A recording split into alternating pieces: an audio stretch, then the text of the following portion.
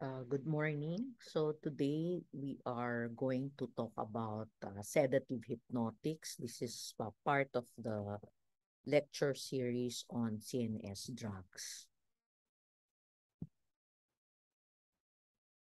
So these are the various uses of this group of agents which are classified under sedative hypnotics. No?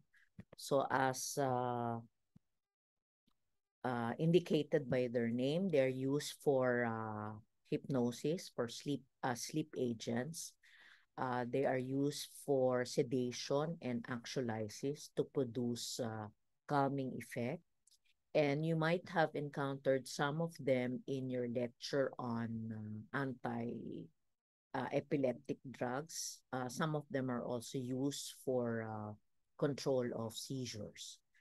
And some of them may also be used as adjuncts in anesthesia. So this is the dose response curves that compare the older sedative hypnotics um, against your benzodiazepines and the newer agents. And this will explain the reason why the older sedative hypnotics, which refer to the barbiturates, um, are no longer used for these indications. No? For sedation or hypnosis, the most and anxiolytic agents, the most commonly used nowadays will be your benzodiazepines. And this is because they offer a better safety profile. No? So as you can see, the graded dose dependent depression of CNS function is portrayed in this graph. No? And generally, if you look at drug A, this will represent the older sedative hypnotics or the barbiturates. And the drug B will represent your benzodiazepines, and actually your newer agents will also be safer. No? Uh, in drug B, there is a linear slope. No, this is with such drugs, as you note an increase in the dose higher than the level that is utilized for hypnosis, this will eventually lead to a state of anesthesia and coma and potential death. No, uh, in fact, these sedative hypnotics may can at high doses depress respiratory and vasomotor functions in the brainstem. No? So that's why they're quite dangerous. No? In contrast, if you look at drug B, there is a deviation from this linear dose response relationship. No? And you will note that to produce effects that is higher than deeper than hypnosis, you would have to use larger and larger uh, increases in your drug. No, so it will take more increments in the dose of benzodiazepines, for example, to produce effects beyond hypnosis. No, and that makes them quite safer in comparison to the older agents. And that's why they are the most commonly used sedative hypnotics now, overtaking the barbiturates. No? Now, these are the list of the different sedative hypnotics. And if you notice, benzodiazepines are in highlighted here because of the fact that they are the most widely used in the market for these particular indications. No? Uh, you have your barbiturates, the melatonin receptor agonist, which we will discuss in brief. You have your serotonin 5-HT serotonin receptor agonist like buspirone. You have your new hypnotics, which are gaining popularity in the market. Uh, this will include Saleplon, Esopiclone, and Solpidem, and other agents, no, like chloral hydrate and meprobamate. So we will center on those that are commonly used as sedative hypnotics in this discussion today. So let's look at the basic pharmacology first of the sedative hypnotics. No? So generally, the major factor in absorption rate and entry into the CNS will be the degree of lipid solubility of the agents, no, or that particular sedative hypnotic. So for example, you have drugs like triazolam and to a certain extent diazepam. No? They're very rapidly absorbed. No? There's a rapid rate of absorption in contrast to other benzodiazepines. No? Now, your barbiturates and your newer agents are also rapidly absorbed from the GIT. Now, in comparison, clorazepate, which is a prototype of benzodiazepine, is not as rapidly absorbed compared to the other prototypes. And this is because uh, clorazepate as a parent drug is has to be converted to an active metabolite in the stomach before it can be absorbed. No, so when you take clorazepate orally, this is converted uh, to nordiazepam or desmethyldiazepam. No? This is the new name for nordiazepam. There's conversion in the stomach before the drug is absorbed. So it takes time. No? Also, because these drugs are lipophilic, they have the propensity to enter the placenta, to penetrate the placental barrier and therefore affect the neonate. No? And they are also able to appear in breast milk. That's why we avoid giving these agents to pregnant women and those who are breastfeeding. Now, generally, your sedative hypnotics need to undergo hepatic metabolism. They have to be biotransformed in the liver before they can be handled by the kidneys for excretion. No? Of course, there's an exception, which I will discuss later on. Now,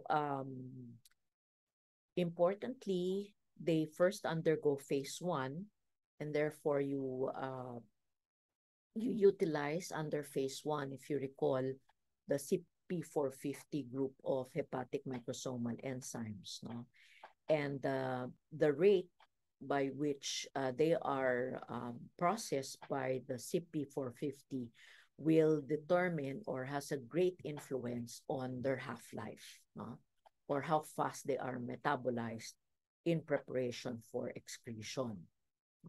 So some of these agents after phase 1 need to undergo a second process in the liver. So they have to pass through phase 2, which is conjugation with glucuronide. No? So the phase 2, however, is a faster process. No? But some of these prototypes do have to undergo a second phase of metabolism, which is conjugation, before they are excreted. Now, on the screen will be a diagram of the kinetics of benzodiazepines. No? So if you notice, some of them will have a common intermediate, no? Which is desmethyldiazepam, or what we call nordiazepam before. No? So for all the benzodiazepines undergo hepatic metabolism. It's just that the individual prototypes will have um, different rates, no, and patterns of metabolism. So as the drawing indicates, the diagram indicates, most of them undergo phase 1 reaction or microsomal oxidation uh, through the action of your cytochrome P450. So there are several isoforms of hepatic microsomal enzymes. So most of them act on benzodiazepines, but the major isoform that takes care of phase 1 for benzodiazepines will be CYP3A4. No? And then they undergo phase 2 reaction. They are conjugated to glucuronide and subsequently excreted. No? So if you can see here, some of them have common active metabolites like diazepam, prazepam, and clorazepate, which is a prodrug, no? As we mentioned. They are converted to nordiazepam. Similarly, your chlordiazepoxide will also have desmethyl diazepam or nordiazepam as an active intermediate metabolite. No?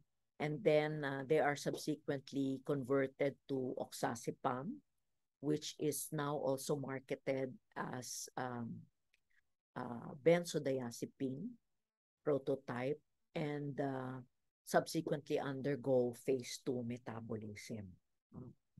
All right, so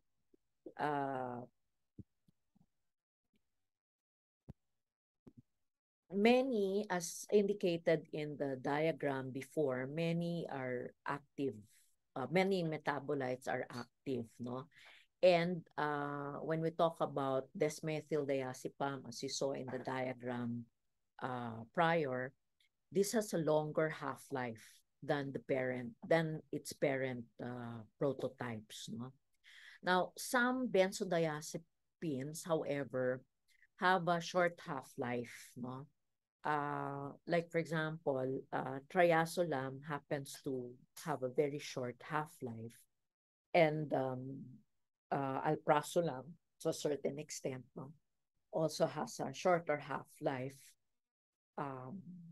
Compared to other prototypes. And this is because their active intermediate are rapidly conjugated to be excreted in the liver. They do have active metabolites, but this exists on a very short lifespan because they are rapidly processed under phase 2 and subsequently excreted.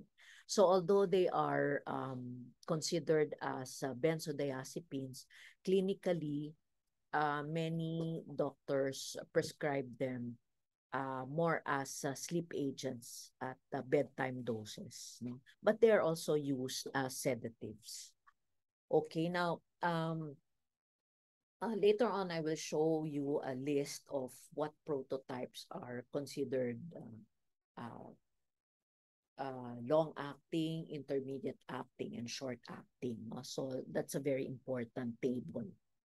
So please remember that benzodiazepines with a long half-life, or those whose active metabolite has a long half-life, will tend to produce cumulative effects and residual effects with multiple dosing.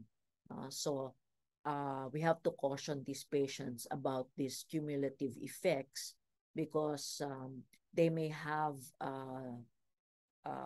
prolonged experience of sedation and compromise of motor and cognitive functions with multiple dosing. Now, because they undergo phase 1, the benzodiazepine metabolism can be affected by anything that will affect the activity of your CP450 group of enzymes.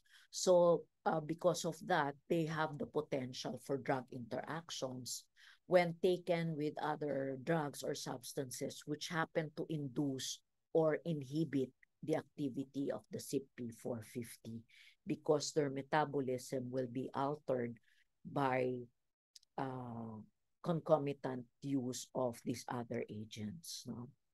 Now,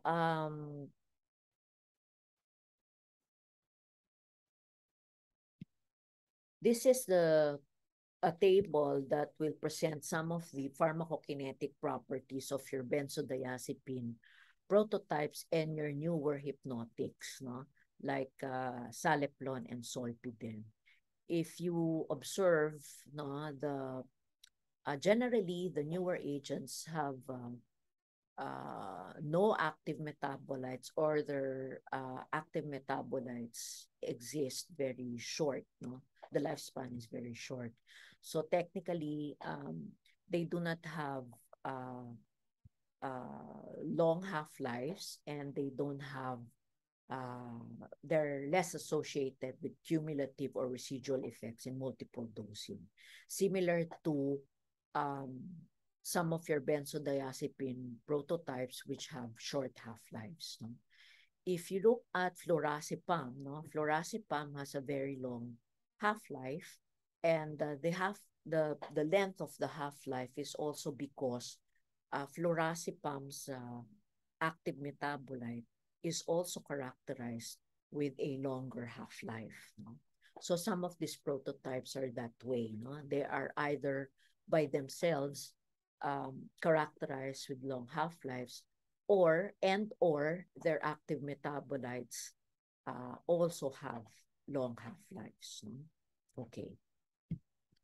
Now let's look at the older sedative hypnotics that is exemplified by your barbiturates. No? So as I mentioned, they are no longer used for sedative hypnotic and anxiolytic purposes today. No?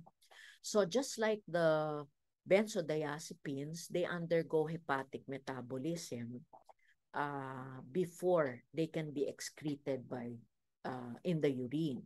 But there is a notable exception, which is phenobarbital. No, phenobarbital is still being used for as an anti-epileptic drug. No, now please remember that this is one of the very few sedative hypnotics which can be excreted partially unchanged in the urine. So when we talk about phenobarbital, 25% of the dose is excreted unmetabolized or unchanged directly by the kidneys. And therefore, when we use phenobarbital, we have to consider the renal function of the patient, no? Because either phenobarbital is replaced by another agent, or it is given at much, much lower doses in patients who have renal compromise. No? And this is because in the presence of renal compromise or renal disease, that 25% which is excreted unchanged may be significantly lowered and increase the bioavailability, therefore, and the potential for toxicity of phenobarbital. No? Generally, barbiturates as a group will then undergo phase 2, no, or conjugation after phase 1, and before they are excreted by the kidneys. No? So overall, generally as a group, the hepatic metabolism is usually slow. No? It's quite slow, except for certain prototypes like thiopentals or thiobarbiturates, no? Exemplified by thiopental. Thiopental is very lipophilic, no? And therefore, its entry and redistribution from the CNS is very fast, no? And the metabolism, because of this, is also quite rapid, no? But for the other or majority of the other types of barbiturates, generally they are hepatic metabolism is quite slow, no? So again, you have to worry about cumulative effects when they are given in multiple doses.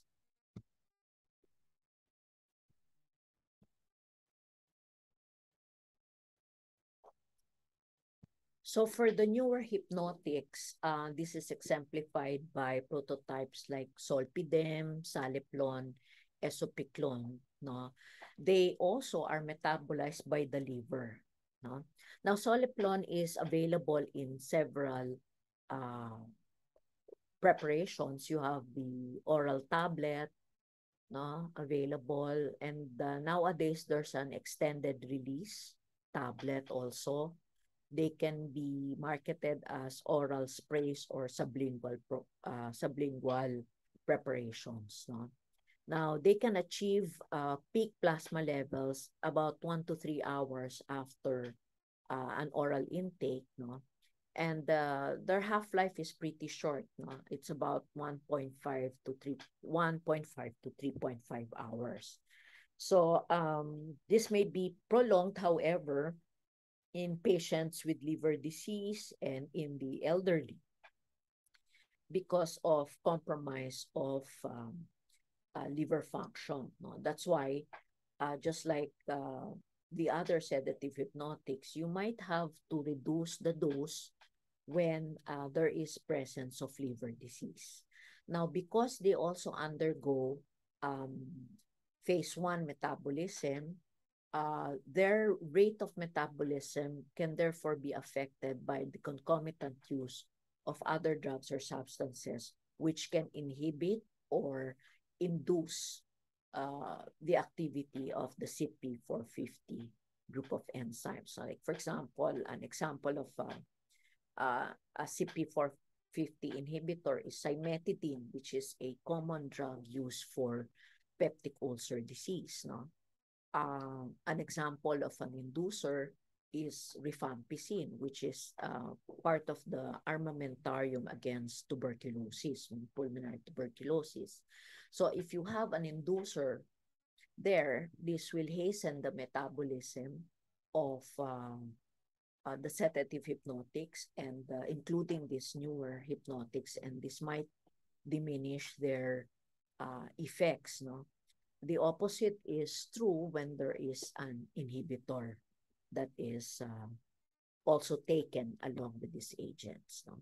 So as a group, the sedative hypnotics are prone to the effects of are prone to drug interactions. So how are they excreted as a group, no? So as I mentioned, majority after phase 2 or after they are conjugated by the liver, they are now they now exist in forms that the kidneys can easily throw out, no? Except maybe for phenobarbital, the 25% of the phenobarbital dose, which can be excreted unchanged, no? Now, the elimination of the 25% of phenobarbital can be altered by altering the excuse me, urine pH, no? So for example, if there's a need to increase the amount of unchanged phenobarbital that can be excreted, you can alkalinize the urine by giving sodium bicarbonate, no? Because that is a base and phenobarbital is a weak acid. So if you alkalinize the filtrate, this will hold on to the phenobarbital that is unchanged in the filtrate and prevent the reabsorption. So you excrete more of it, no? Okay, what are the factors then that affect how the drug is processed and how it affects uh, uh, the tissues, no? So what are the factors, therefore, that affect the biodisposition of sedative hypnotics. No? Number one is the hepatic function, or how well is the state of liver function, no? Which of course can be affected by disease and age of the patient. No? And in relation to that, what would affect the CP450 activity, or what would alter the activity of the enzymes involved in phase one? And so it's very important to determine what are the other drugs that the patient is taking, because those drugs or even substances like food substances and beverages can affect the activity of these enzymes, because that will also translate to changes in the metabolic rate and therefore the bioavailability of these drugs. Now, one other thing about the barbiturates, which is unfavorable, is the fact that long-term use of these agents will, with long-term use, these agents can also induce CP450 activity, no? And therefore, long-term use will hasten their own metabolism, as well as that of other drugs which also undergo phase one hepatic metabolism. So this makes their effects in the long run unpredictable because of that. And you don't see this with the newer agents. No? You don't see this with the benzodiazepines. Okay, now let's look at the dynamics. You will see in the screen the GABA A receptor. No? This is the main site of action of your sedative hypnotics. Most of them do not have any effect on GABA B. No? So the action is centered on GABA A receptor. Okay. Now, if you look at the drawing, you will realize that the GABA A receptor is a chloride channel. No? And its ligand is, of course, gamma aminobutyric acid, or GABA, which is the main inhibitor neurotransmitter of the brain. No? It's a main inhibitory neurotransmitter of the CNS. So sedative hypnotics and as a group will bind to this receptor, which is located in the cell membrane of the nerve cells. So if you look at the structure, it's a pentamer, no? And it's composed of about 5 or more subunits. So you have your alpha, beta, gamma, etc. No? So each subunit will also have several subtypes. No? So you have alpha 1, alpha 2, etc. No? So alpha has 6 subtypes, beta has 4, gamma has 3, etc. No? So the GABA receptor has multiple isoforms. No? So magkakapatid sila, iba-iba, may pagkakaiba sila sa isoforms depending on the combination of the subtypes. No? So benzodiazepines will prefer to bind to GABA receptor, the GABA receptor isoform, which has 2 alpha 1, 2 beta 2, and 1 gamma 2 subunit. But they can also bind to other GABA A isoform, GABA A receptor isoforms. No? So similarly, the barbiturates will bind to these same isoforms, no? But the binding site is different from that of benzodiazepine. No? Now, when we talk about the newer hypnotic agents, like for example, zolpidem, saleplon, and esopiclone, they are specific only for GABA A receptor isoforms that have alpha 1 subunit. No? And because the type of receptor isoform that they bind to is quite exclusive, this may explain the differences in their effects, no? Because these newer hypnotic agents have no anxiolytic or sedative action compared to the other agents in this group.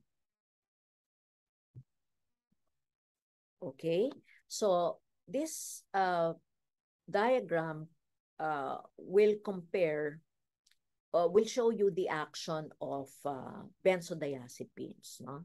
So what benzodiazepines do is that they facilitate or enhance the influx of chloride ions into the nerve cell when GABA binds to its receptor. No?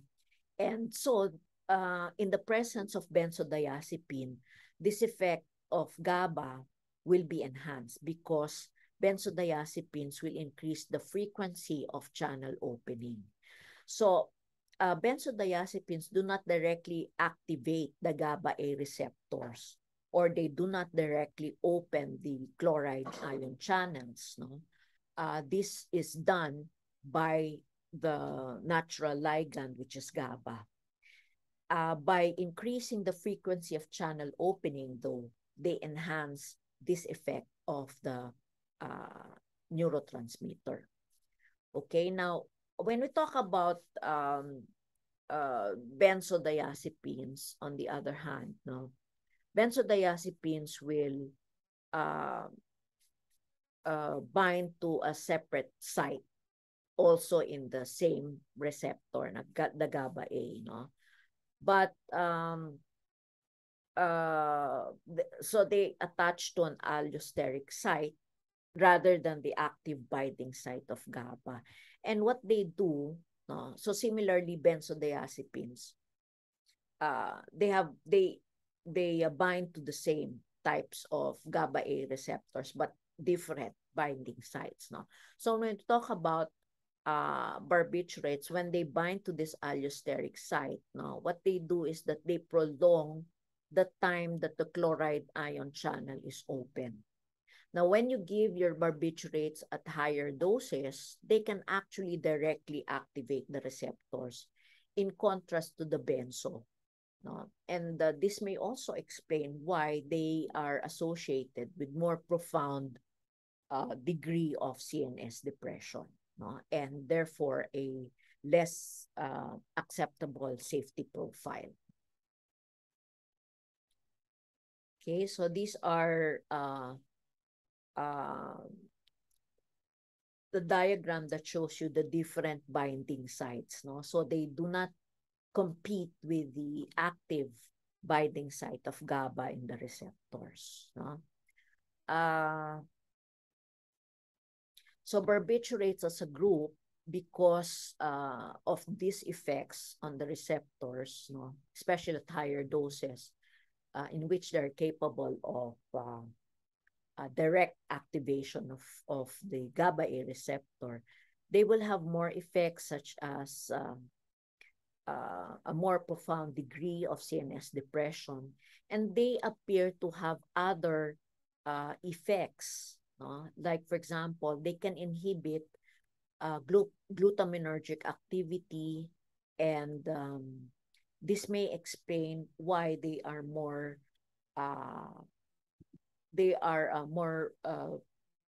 they produce more profound CNS depression. No? They are also less selective than the other members of the sedative hypnotic group. Okay.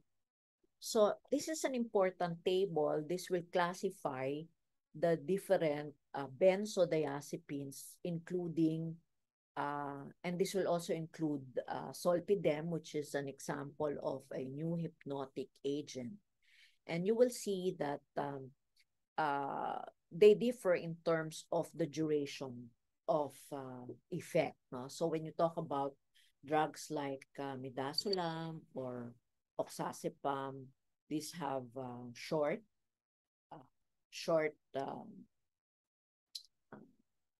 duration of action. And then alprazolam, estazolam, lorazepam is intermediate. We will follow the classification of alprazolam as an intermediate agent according to Katsum, because in some literatures, alprazolam is considered short-acting. No? But we will follow what our textbook indicates, and this is classified as intermediate. And then you have drugs like diazepam, chlorazepate, flurazepate. These are long-acting. No?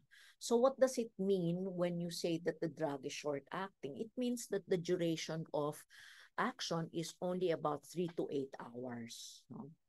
If you say that the drug is intermediate, then the duration of effects will be about 10 to 20 hours. But when you talk about long-acting, the effects or the duration of action can be 24 hours to 72 hours. So you're talking about days. No? And therefore, this will increase the risk for cumulative and residual effects with multiple dosing when you talk about these long-acting agents. Now, the effect of sedation is achieved at low doses. No? So at low doses, you have a sedative and an anxiolytic effect. But as you increase the dose, no, you will also notice that there will be an effect that will compromise cognitive and psychomotor function. No? You can have behavioral disinhibition. So your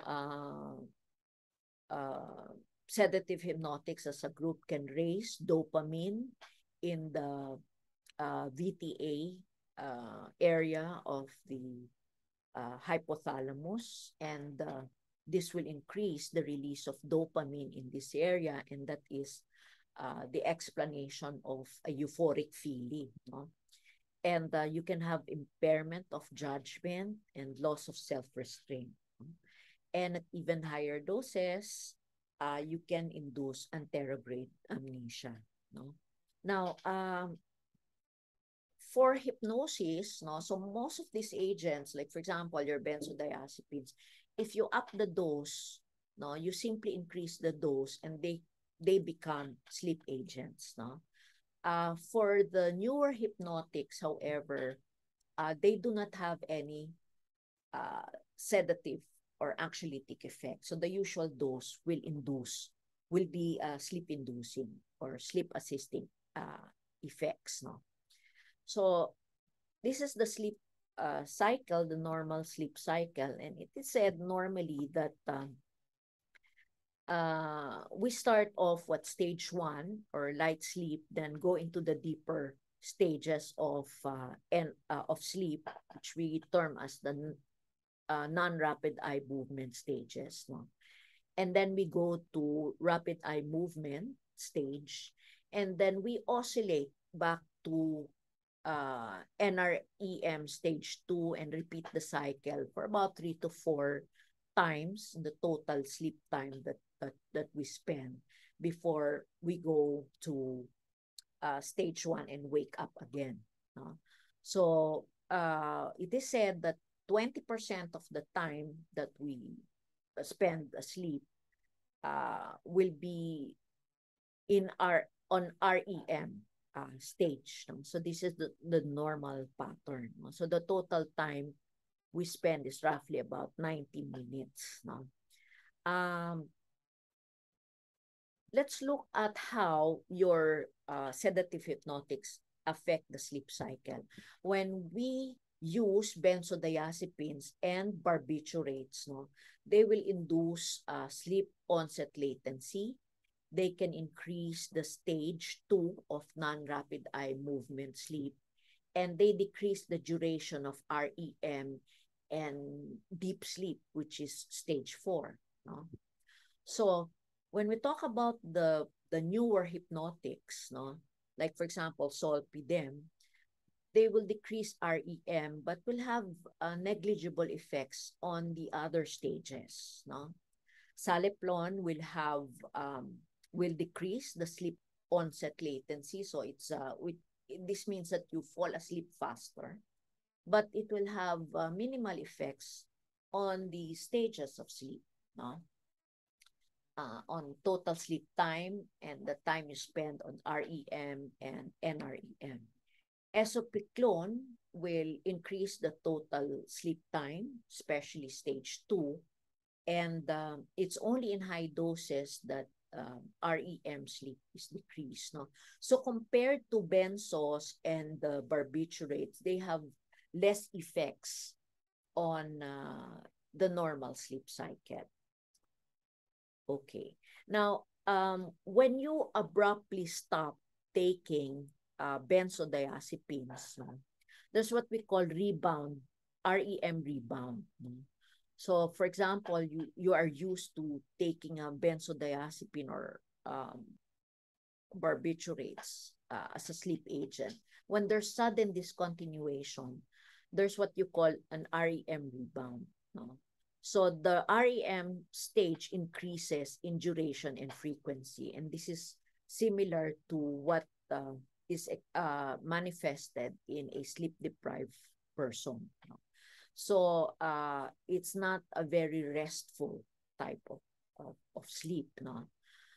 Because nababawasan yung deep sleep and you spend more time on REM. Now, your newer agents like zolpidem, saleplon, and esopiclone, on the other hand, is not associated with REM rebound upon discontinuation. But if you use them at higher doses and you suddenly discontinue them, your problem will be rebound insomnia. Hindi ka naman makatulog. No? So that's the downside of your new hypnotic agents. All right. As I mentioned in the beginning, some of them are used as anesthetic agents. So it will depend really on their properties, no? Their physicochemical properties, how fast they and how long their effects would last. No? So, for example, when we talk about highly lipid-soluble barbiturates like your thiobarbiturates, no? This is exemplified by thiopental,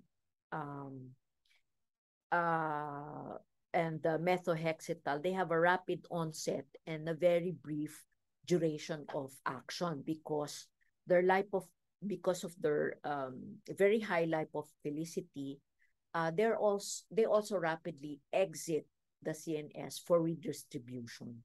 So madali rin mawala yung effect nila, no? So they are very useful in as adjuncts for anesthetic induction. So they are given to smoothen out the effect of the major anesthetic agent that will be used for the procedure. No? Now, your IV benzodiazepines are also used for as adjuncts in general anesthesia, but this has to be done very carefully because they can cause respiratory depression, no? And this can persist even post-operatively, no? When we talk about benzodiazepines have an antagonist which we call flumazenil. So you can give this to reverse the you can promptly administer this agent to reverse the sedative and respiratory depression effects of benzodiazepines. However, flumazenil will only cause this effect if the agent is a benzodiazepine. It will not have any effect for barbiturates and your other sedative hypnotics. No? Okay. So some of these agents, as you remember, are also used for seizures, no? And for muscle relaxation. No? The newer agents will not have anti-seizure effects. No? So here, what is used for anti-seizure, as you remember, would be, of course, phenobarbital, still there. You have several of your agents belonging to the benzodiazepine group, like diazepam. Diazepam is a common agent that we used in the ER uh, to uh, treat seizures, no? But please remember that they can cause respiratory depression. So we need to give the dosing very carefully, no? Now, benzodiazepines and some of your uh, barbiturates are also used to relieve severe muscle spasm. Uh, sorry for the... Okay. So, sorry for that. Please remember that these agents uh, have those related respiratory depression, especially for those who have underlying pulmonary disease or compromise or underlying cardiovascular morbidities already. No, so we avoid them or we use them very, very cautiously in patients, for example, who are hypotensive or patients who uh, have heart failure, no? Because these effects are compounded in the presence of these morbidities. No? Okay. Now, what's the downside of, about the chronic use of the sedative hypnotics? No? Now, when we give them as anxiolytics or as sedatives, usually uh, we don't give them for more than a few weeks. No, so it's always short-term treatment. No, and this is because you can have the following events that may occur with prolonged or repeated exposure. No, so for example, what is tolerance? If you start taking benzodiazepine, for example, as a sleep agent, no, and you have started using it for a few weeks, you will notice that eventually that dose will no longer induce the same degree of sleep or sedation that it used to, no? So parang nawawalan ng effect, no? The effect wanes or diminishes. So the tendency is for the patient to escalate the dose, no? Take more of it. No? And it is said that tolerance is already occurring when you see this clinical scenario. Also, with prolonged use and prolonged exposure of the receptors to the presence of the drug, they undergo some maladaptation. No? So much so that when you are a chronic user, for example, of a benzodiazepine, and you suddenly discontinue it, your body will experience several undesirable somatic and even behavioral symptoms. No? Like, for example, you can experience insomnia, irritability, uh, nausea and vomiting. When we talk about benzodiazepines, you can have phono and photophobia. No? So collectively, these symptoms are termed as withdrawal. No? So it means that when you suddenly discontinue the agent and you've been using it chronically, and your body manifests with these symptoms, it means to say that your body has already developed physical dependence or simply dependence. No? The new term is simply dependence, because psychologic dependence is what we know now as addiction. And this also develops with prolonged exposure or chronic use. No? It means to say that something goes haywire in your reward system in your hypothalamus. No? So much so that you develop an uncontrollable urge to take the drug regardless of the consequences. No? Pag ganun na, if you happen to have that uncontrollable itch or urge to take the drug, even if you know that it's wrong for you, no, or it's inappropriate, you are now developing addiction. And that's why addiction is always coupled to the commission of certain crimes, no? Because if you run out of resources, that very strong urge to take the drug will compel you to do undesirable things to be able to access the drug. So tolerance, dependence, and addiction are events that happen with prolonged or repeated exposure. And that's why judiciously we use these agents only on short-term basis. No? When we talk about the newer hypnotics, they are less associated with these events. However, your main problem, as I mentioned a while ago, especially if you use high doses of these new hypnotics, is the rebound insomnia. And that is also undesirable and particularly distressing for the patient. Okay, so this is the benzodiazepine antagonist that I mentioned. No?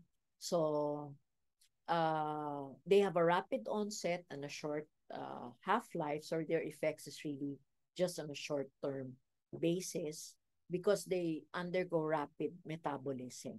No? They are more consistent in reversing sedation, but they are also useful in cases of respiratory depression from benzodiazepines. No? For the other agents, flumazenil has no effect. No? Now, for chronic, if you're dealing with a chronic benzodiazepine user and you introduce flumazenil, please remember that action may trigger withdrawal symptoms because for chronic users being suddenly receiving flumazenil, this will simulate a situation wherein you rapidly discontinue the drug. So para mo na ring hininto bigla yung benzodiazepine use mo. No? It's like you suddenly stop also your intake because flumazenil happens to be a very potent antagonist. No? So you might induce withdrawal symptoms on the dependent person. You can assume that there is already physical dependence because the patient has been using benzodiazepines repeatedly and chronically. Now also, you do not give flumazenil if the patient on benzodiazepine is also on a tricyclic antidepressant. So pag the patient is also taking tricyclic antidepressant as maintenance for major depressive disorder at the same time taking benzodiazepines, if you give flumazenil, this may trigger an arrhythmia or convulsion. So this is not given in this clinical scenario. Now, these are examples now of the melatonin receptor agonists. No? So Ramelton and Tasimelton are agonists at MT1, MT2 receptors, melatonin receptors in the suprachiasmatic nuclei of the brain. So their action does not involve any effect on the GABA or the GABAergic system. No? Melatonin, which is the natural ligand, activates melatonin receptors in this area. And this is associated with regulation of the normal sleep cycle. So the giving of this agonist will enhance the return or the maintenance of the normal sleep cycle without any effect on GABA. And they have been found to reduce also the latency of persistent sleep. So you fall asleep much faster, and they are not associated with rebound insomnia, no withdrawal symptoms, so not much with the development of dependence. No? Now, they are also metabolized into active substances by phase 1, no? And therefore, they may be prone also to drug interactions. No? Like, for example, when you use them with fluvoxamine, fluvoxamine is a long-acting SSRI, which, if you remember, is medication, first-line medication for depression. So if you use them together, this tends to increase the levels of Ramelton significantly. Now, in contrast, if this is taken with an inducers like rifampicin, then naturally the levels of these agonists are depleted, no, or decreases. So Ramelton and tasimelton are associated with some form of dizziness, somnolence, and fatigue, with especially with prolonged use, and they can also affect certain endocrine functions. So they can with prolonged use, they can affect the thyroid function. No? They can affect the normal menstrual pattern of women, but these are not very common. Okay, so the safety profile is more favorable than the other the sedative hypnotics, especially barbiturates. No? So let's go to clinical pharmacology. No? For anxiolytics, as anxiolytics, no, we use them for anxiety associated with certain diseases. No? We use them for situational anxiety, like yung nagpa-panic disorder, no? Generalized anxiety disorder, no? Those with phobias. Now, please remember, for anxiolytics, the foremost agent that we use now is your benzodiazepines. We don't use the newer hypnotics and the melatonin receptor agonists because they don't have significant sedative and anxiolytic effect. So as anxiolytic, we center on benzodiazepines because we don't use the barbiturates nowadays, no, because of their poor safety profile. So when you talk about an acute anxiety attack, the first line of agent will be a benzodiazepine. But you don't use them for maintenance. No? So you don't use them for maintenance treatment of anxiety disorders because of their bad effects with prolonged use, as we mentioned. No? So when you need to manage chronically anxiety disorders, what you use is your SSRIs. Your SSRIs is not effective for addressing acute attacks of anxiety, like nagpanic siya, no?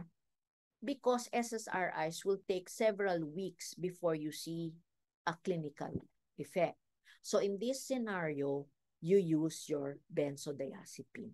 So benzodiazepines are used for acute anxiety, but for maintenance, long-term maintenance, you use your SSRIs. No? All right. So what are the factors in choosing an anxiolytic? No? Choosing the benzodiazepine for anxiolysis. No? So you would want usually one with rapid onset of action. For example, your patient experienced an acute panic attack. No? You want to relieve that attack as fast as you can. No? So you have a rapid onset of action. You go for the prototypes with the safer therapeutic index. No? So probably you stay away from the long-acting, no, agents because of their cumulative effects. No? And you also consider whether your setting has flumazenil available in case of overdose. No?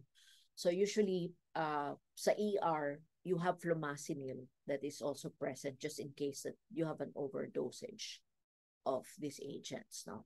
So you want an agent that has low risk for drug interactions. No? So those with the less hepatic microsomal isoforms involved in his phase 1 metabolism, and those with minimal effects on cardiovascular and autonomic functions, as well as pulmonary less dangerous effects for those with pulmonary disorders. No? So again, that's why we relegate this only for short-term therapy. You have the potential for dependence. Also, we're very careful with the dosing because they can also cause CNS depression, amnesic effects. And please remember, no, please remember that not just for benzodiazepines, but even barbiturates. So if you use uh, a sedative hypnotic with another agent, also with a sedative hypnotic potential, then the effect is additive. For example, if you take a benzodiazepine and you drink alcohol at the same time, the effect is additive. No? So please remember, do not take medications uh, with sedative properties together because this may be, because of the additive effects, this may be unsafe. For example, some of your first generation antihistamines have sedative potential. So if you take them with alcohol or with the benzodiazepine, the effect is additive. All right. So precautions will be use the dose that will only give you sedative and anxiolytic effect. You don't want a higher dose that will affect already the cognitive and the motor performance, especially during the morning or the awake hours. No, it will not, so that it will be safe and it will not affect the daily routine of your patient. No? So, brief use, as I mentioned, and you always assess your patients. You always follow up your patient, no, to see how he or she is doing, and as much as possible, avoid any drug combinations. You tell your patients before you take anything else or alcohol, especially alcohol, no? You think you avoid this, or you inform me if you're going to take another drug, because I have to check if this does not have any undesirable drug interactions. But you tell them always, do not take this with alcohol or any other agent with the sedative hypnotic action as well, because of the additive effects. For hypnosis, again, for when we talk about hypnosis, uh, again, only for short term. No? So we would rather um, do non-pharmacologic adjustments as sleep agents, because again, of the effects with chronic use. No, we don't want dependence, tolerance, and addiction to develop. No, and also the longer you use these agents, the longer, the greater the risk for rebound insomnia.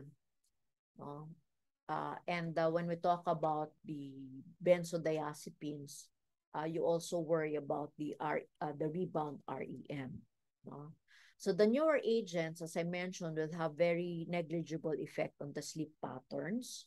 So in that way, they are safer. But again, with chronic use, especially in high doses, there's also rebound insomnia with sudden discontinuation. Okay. So the newer agents will have a rapid onset, and you don't worry about any morning after side effects.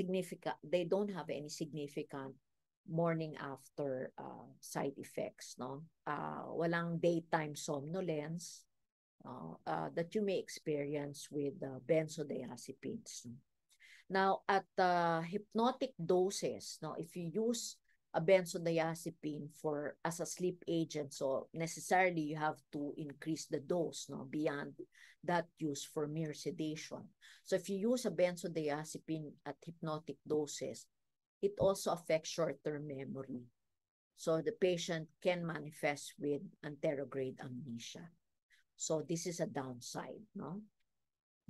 So I think this is my last slide. So the clinical criteria for drug efficiency as a hypnotic is one that will decrease sleep latency and therefore uh, make onset of sleep faster, and you have less or negligible hangover effects the morning after. So that ends my lecture, and thank you for listening.